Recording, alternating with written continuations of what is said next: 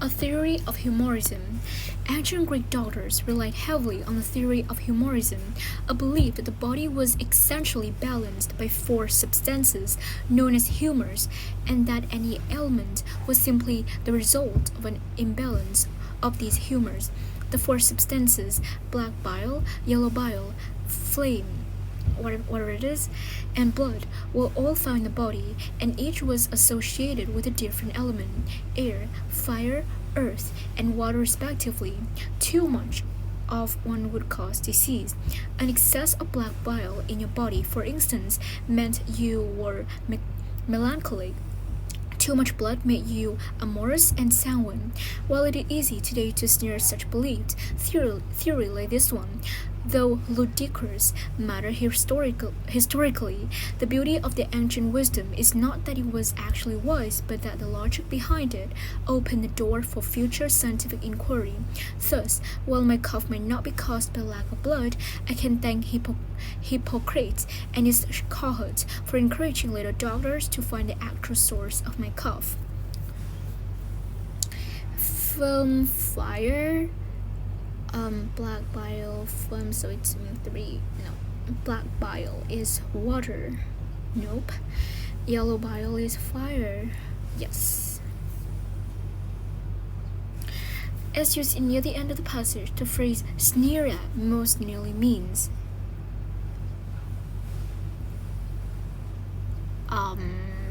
deplore. I don't know.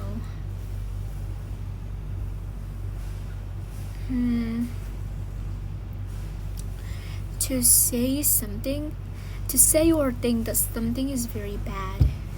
Condemn. Sneer at. I need to look at the dictionary. Or just sneer. Sneer is okay. Or improve at. Sneer.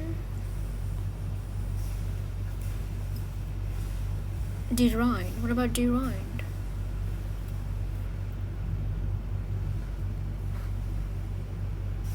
Debunk. Oh my god, they're so weird new words. I've never seen my life before.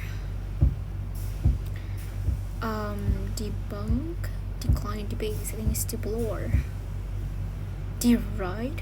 Okay. It can be inferred from the passage that Hippocrates was in his cohort. I think it's kind of like a medical doctor.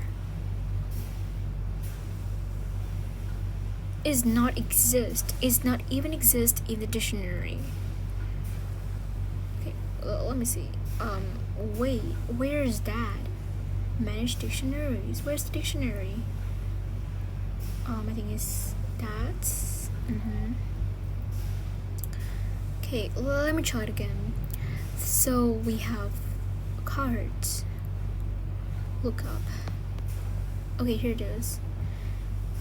Cohort, treated as singular or plural, a group of people with a shared characteristic. A modern humorist, a Greek physician, a disease researcher. Hippocrates, for encouraging later doctors.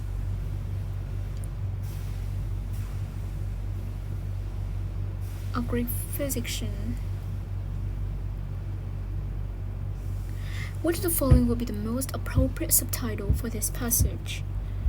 Ancient humor, modern applications, Greek philosophy and the origin of science, the humorist and the scientist, imbalanced body and balanced mind.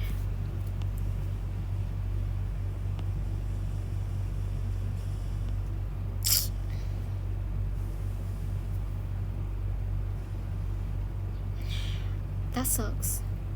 It can be inferred from the penultimate sentence of the passage that the other beliefs, the humors, deserve to be studied today for historical reasons, are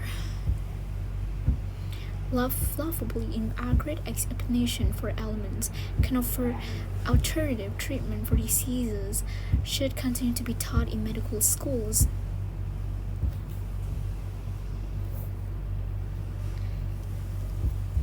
Scientific inquiry.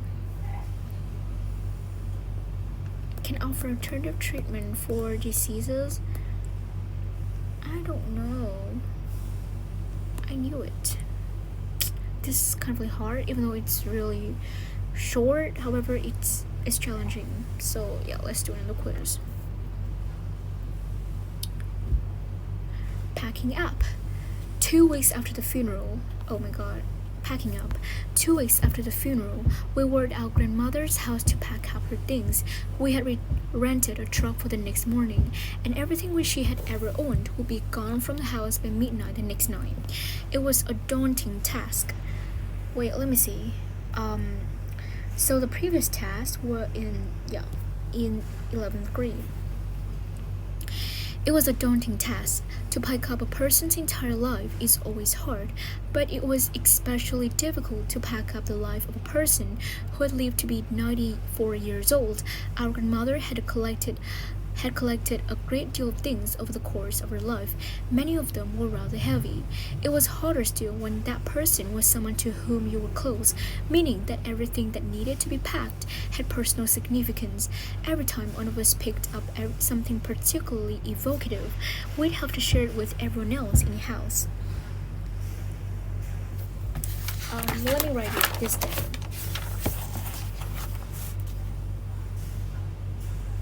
Evocative. It means bringing strong images,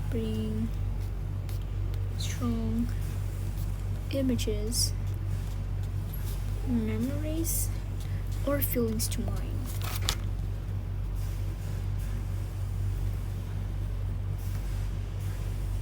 Wait, oh my god.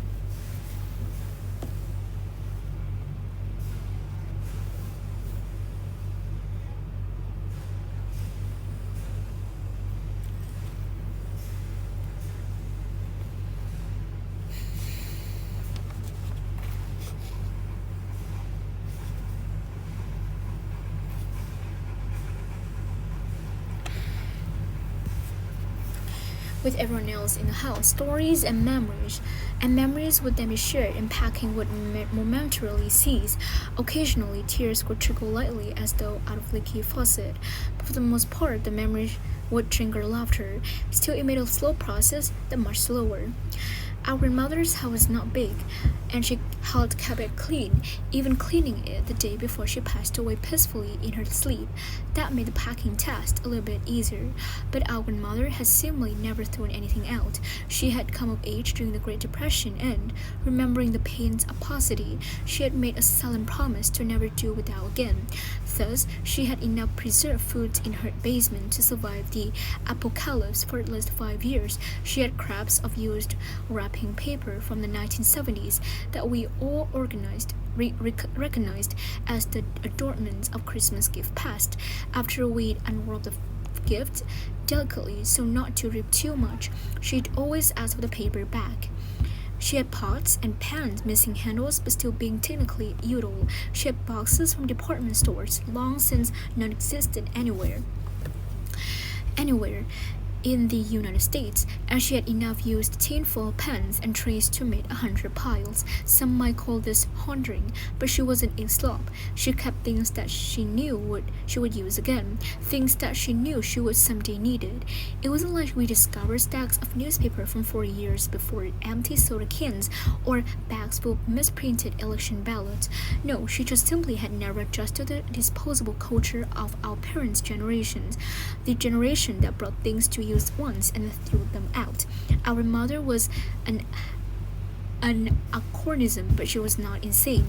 Of course, most of the stuff she kept had no use for those of us clearing out of her house. We were all fully immersed in a disposable culture, and we did not feel the need to prepare for future economic crisis. We threw away everything once we were done with it, and our grandmother's stuff was no exception. We packed up the things we deemed valuable: photo albums, the few family heirlooms, art trinkets, and a brag that had sentimental value to us. Sentimental mean of prompted by feelings or tenderness, sadness, or nostalgia. The rest, the collection of preservatives, the 4 times repair lamps, the sewn and resewn pillows, the cheap coffee cups went into the trash. Our modern life was over, and with it the need to amass a safety net for the future, feared only by those who could remember the last time a safety net was needed. We said goodbye to our mother by packing up her life, and we said goodbye to our generation by throwing out the products of our fears. Finally, we said goodbye to our empty house. Instead of packing up the grandmothers was emotionally difficult to packers, was a physically demanding chore.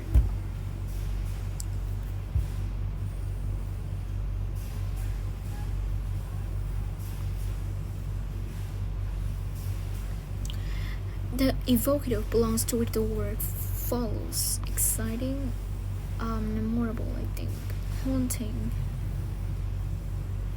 Reminiscent, suggestive, redolent, memorable. Reminiscent. Reminiscent. Suggestive.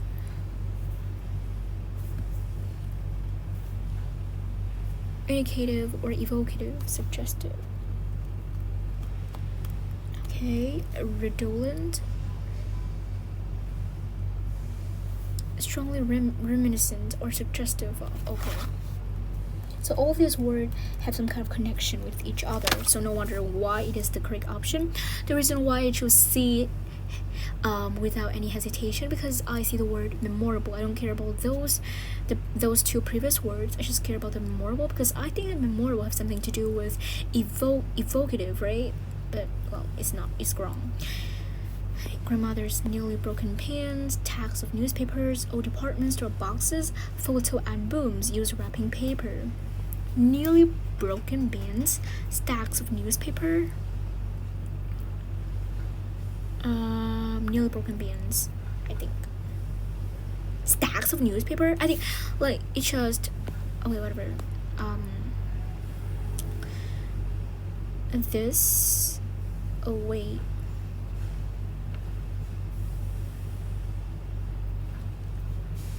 Okay, a dichotomy is a division between two things that represent as opposites. In this passage, a dichotomy is made between here. According to the passage, the grandmother kept so much stuff because